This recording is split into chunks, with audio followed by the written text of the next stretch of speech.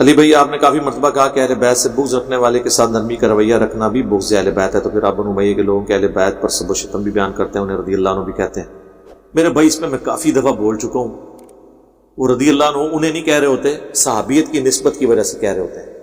اور دوسری بات، میں کسی کو رضی اللہ عنہ کہہ دوں، اس نے رضی اللہ عنہ کوئی نہیں بننا، اور جسے رضی اللہ عنہ اللہ نے بنا دیا ہے، میرے نہ کہنے سے اس کا ٹائٹل چھیننا کوئی نہیں، ٹھیک ہے۔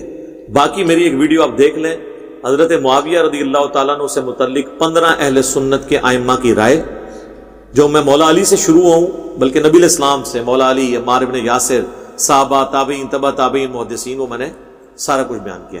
یار تھوڑے تھوڑے آگے ہونے پیچھے جگہ کم پڑ گئی ہے۔ تعویذ اور دم کروانے کے بارے میں بتا دیں ٹھیک ہے یا نہیں؟ دیکھیں جی، خود اگر اپنے اوپر آپ نے دم کرنا ہے وہ تو سنت ہے۔ صحیح بخاری میں حدیث موجود ہے، نبی علیہ السلام رات کو سونے سے پہلے آخری 3 سورتیں معوذات، 3 پناہ دینے والی سورتیں، قل هو اللہ احد، قل اعوذ برب الفلق اور قل اعوذ برب الناس، یہ پڑھ کے 3 دفعہ اپنے ہاتھوں پہ پھونک کے پورے جسم پہ پھیرتے تھے، جس کو آپ دم بھی کہتے ہیں۔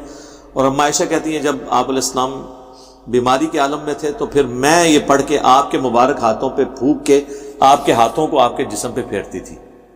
کیا کمال بات ہے، حضرت عائشہ اپنے ہاتھوں پہ پھونک کے نہیں، حضور کے مبارک ہاتھوں پہ پھونک کے حضور کے ہاتھوں کو جسم پہ پھیرتی تھی۔ ظاہر ہے ان ہاتھوں کی بھی ایک برکت ہے۔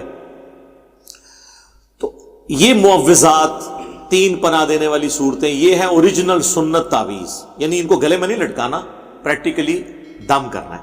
ابو داؤد ترمذی میں حدیث ہے کہ صبح و شام جو 3 دفعہ آخری 3 صورتیں پڑھ لے گا تو اسے ہر چیز سے کفایت کر جائے گی، جادو ٹونا، وبائی امراض، قدرتی حادثات، ہر قسم کی ناگہانی آفتوں سے یہ 3 صورتیں اسے کفایت کر جائیں گی۔ اس پہ میری الگ سے بھی کئی ایک ویڈیوز ریکارڈ ہے۔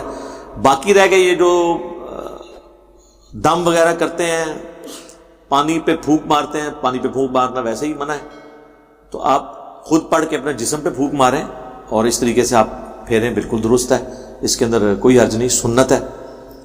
اور صحیح بخاری میں آتا ہے کہ نبی صلی اللہ علیہ وآلہ وسلم حضرت حسن و حسین کو دم ڈالا کرتے تھے ان الفاظ کے ساتھ، اعیذکما بکلمات اللہ التامہ من کل شیطان وہامہ ومن کل عین لامہ، ہر قسم کے جو شیاطین ہیں، تکلیفیں ہیں، پریشانیاں ہیں، نظر جو لگ جاتی ہے اس کے اگینسٹ میں اللہ کے کلمات تامہ میں انہیں دیتا ہوں۔ اور ساتھ فرمایا کرتے کہ حضرت ابراہیم اپنے 2 بیٹوں کو بھی انہی الفاظ میں دم کرتے تھے جن الفاظ سے میں اپنے 2 بیٹوں کو کرتا ہوں۔ تو حسن و حسین کی نسبت کس کے ساتھ ہے؟ اسماعیل و اسحاق کے ساتھ۔ اسی تو ہم کہتے ہیں اہل بیت کے مقابلہ کوئی کر ہی نہیں سکتا۔ یہ کر رہے ہیں جی صحابہ و اہل بیت کانفرنس، اچھا، یا کریں گے میں نوکر صحابہ دا۔ میں ہی پوچھتا ہوں، اہل بیت صحابہ نہیں ہے؟ اہل بیت صحابہ نہیں ہے کیا؟ حضرت علی صرف اہل بیت ہی ہے، صحابی نہیں ہے؟ حضرت حسن و حسین اہل بیت ہیں تو کیا صحابی نہیں ہے؟ ان کے پاس تو ڈبل ٹائٹل ہے، یہ صحابی بھی ہیں اور اہل البیت بھی ہیں۔ تو میں نوکر صحابہ اور اہل بیت دا، اور یہ بھی اس میں دھوکہ دیتے ہیں۔ اللہ کے بندو، اہل بیت صحابہ بھی ہیں، اور اس لیول کے صحابی ہیں کہ حضور کہہ رہے ہیں کہ حضرت ابراہیم، اسماعیل اور اسحاق اپنے 2 بیٹوں کو دم ڈالتے تھے۔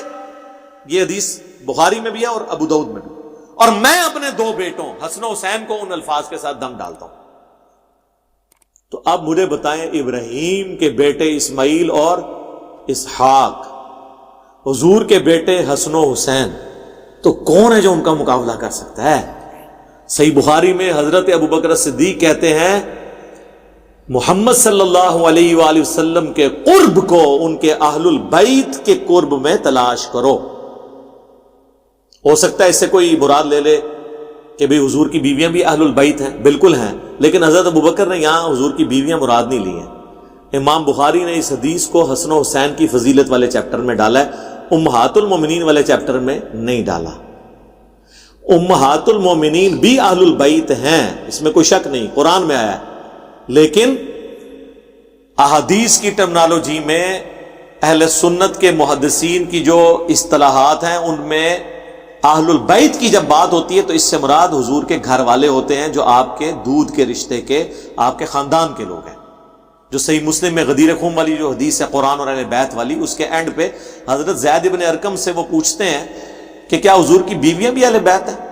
وہ کہتے ہیں حضور کی بیویاں اہل بیت ہیں، لیکن یہ غدیر خم پہ جو حضور نے اہل بیت کا ذکر کیا وہ حضور کی بیویاں ان میں شامل نہیں ہیں. اور مسلم شریف میں یہ الفاظ ہیں کہ بیوی تو اہل بیت ہو ہی نہیں سکتی. حضرت زید بن ارقم کہتے ہیں کہ حضور کی بیویاں تو اہل بیت نہیں ہیں، کیونکہ بیوی تو جب ایک خامد کے انڈر ہوتی ہے اس وقت تک وہ اس خاندان کا حصہ ہوتی ہے، جب خامد اسے طلاق دے دے تو وہ اپنے پچھلے رشتہ داروں کے پاس واپس آ جاتی ہے. حضور کے اہل البیت وہ ہیں جو آپ کے دودھ کے رشتے کے لوگ ہیں، آپ کے خون کے رشتے کے لوگ. اتنی ننگی کر کے بات سمجھائی حضرت زید بن ارقم نے، جو غدیر خم کے حدیث کے راوی. کہتے ہیں جی حدیث کا فہم سلف کا لینا. جی ہم نے سلف کا لیا. زید بن ارقم اس حدیث کے راوی تھے اور وہ صحابی ہیں، اور انہوں نے اپنا فہم خود بیان کر دیا ہے. ان سے بڑا کون سلف ہے؟ اور پھر انہوں نے بتایا کہ اہل البیت ہیں آل علی، آل عقیل، آل جعفر اور آل عباس. یہ حضور کے جو خاندان کے لوگ ہیں، تو ان کا مقابلہ نہیں ہے. آپ مشکات بھی کھولیں، 30 جلد میں چلے جائیں، صحابہ کے فضائل کا الگ چیپٹر ہے، امہات المومنین کا چیپٹر الگ ہے، اور اہل البیت کا چیپٹر الگ ہے. حالانکہ امہات المومنین بھی اہل البیت ہیں، لیکن اس زمانے میں چونکہ وہ اتنا بڑا یہ کنفلکٹ نہیں تھا نا جو اب یہ فتنہ انہوں نے کھڑا کیا، ورنہ تو ان پہ بھی فتویٰ لگ جاتا رافضیت کا. ان کو پتا تھا کہ اہل البیت میں ہم نے امہات المومنین کی حدیثیں داخل نہیں کرنی، اہل البیت میں وہ حضور کے رشتہ داروں والی حدیثیں لے کے آئے، حسن و حسین والی، مولا علی والی، غدیر خم والی. ٹھیک ہو گیا جی. یہ